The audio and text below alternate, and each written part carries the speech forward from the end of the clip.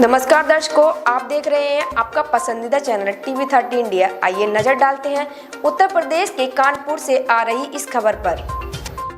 कानपुर में run for one nation one election कार्यक्रम का खास आयोजन फूलबाग से भारत माता मंदिर घंटाघर तक हुआ। इस अवसर पर भाजपा प्रदेश महामंत्री और कानपुर बुंदेलखंड क्षेत्रीय प्रभारी अनूप गुप्ता ने सर्किट हाउस में पत्रकारों से बातचीत की। उन्होंने कहा कि वन नेशन वन इलेक्शन से व्यापारी वर्ग, शिक्षक और विद्यार्थियों की परेशानियों का समाधान होगा।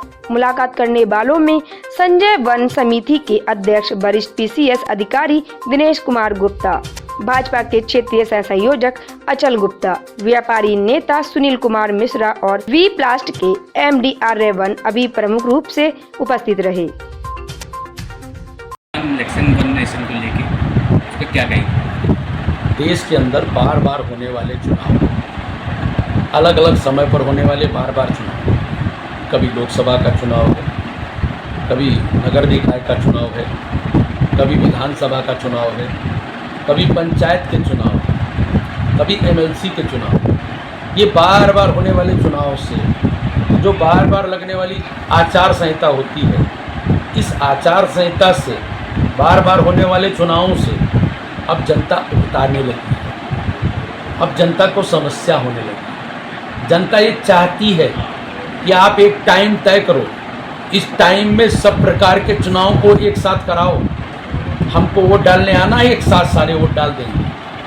जनता इतनी विद्वान है, इतनी समझदारी रखती है, पार्षद में किसको देना है, मेयर में किसको देना है, विधानसभा में किसको देना है, लोकसभा में किसको देना है, वो अपना विवेक के आधार पर सबको अलग अलग वोट दे सकती है। और उसकी बुद्धिमत्ता पर हमें कोई प्रश्न नहीं खड़ा करना चाहिए।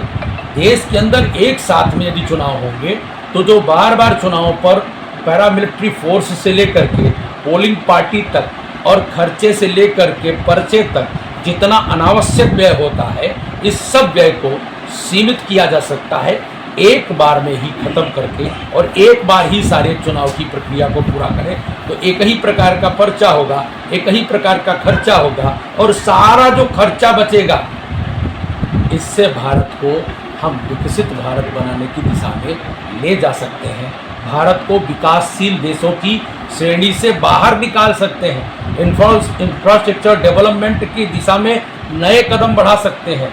शिक्षा के क्षेत्र में 30 से 40% अधिक बजट खर्च कर सकते हैं। चिकित्सा के क्षेत्र में 50% अधिक बजट खर्च कर सकते हैं। यानी ये जो अनावश्यक होने वाला खर्चा है और अनावश्यक जो हमारे समाज के लोगों से, अलग अलग प्रकार के वर्ग के लोगों से, अलग अलग प्रकार का काम जो चुनाव के नाम पर बार बार कराया जाता है, इसको एक समय पे लाया जाए और एक साथ में एक चुनाव की व्यवस्था देश में लागू की जाए। वन नेशन वन इलेक्शन, एक राष्ट्र एक चुनाव, यही इसकी अवधारणा है। और यह व्यवस्था हमारी नई व्यवस्था नहीं है। देश की आज़ादी हुई, देश की आज़ादी के बाद बाबा साहब भीमराव अम्बेडकर जी के मार्गदर्शन में जो संविधान बना, उस संविधान के आलोक में जो चुनावी व्यवस्था देश के अंदर लागू हुई, वो चुनावी व्यवस्था 1952 में एक साथ चुनाव कराने की व्यवस्था थी। लोकसभा, विधानसभा सब एक साथ चुनाव हो रहे थे।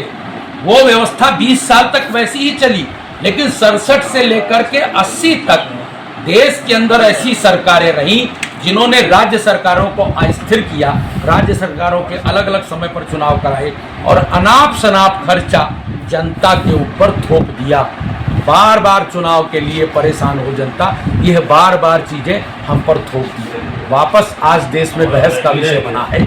1983 में चुनाव आयोग ने कहा था कि देश के अंदर चुनावी रिफॉर्म की आवश्यकता है, और उस चुनावी रिफॉर्म में एक बड़ा मुद्दा चुनाव आयोग ने वन नेशन वन इलेक्शन का रखा था कि एक साथ में लोकसभा, विधानसभा के चुनाव कराने चाहिए।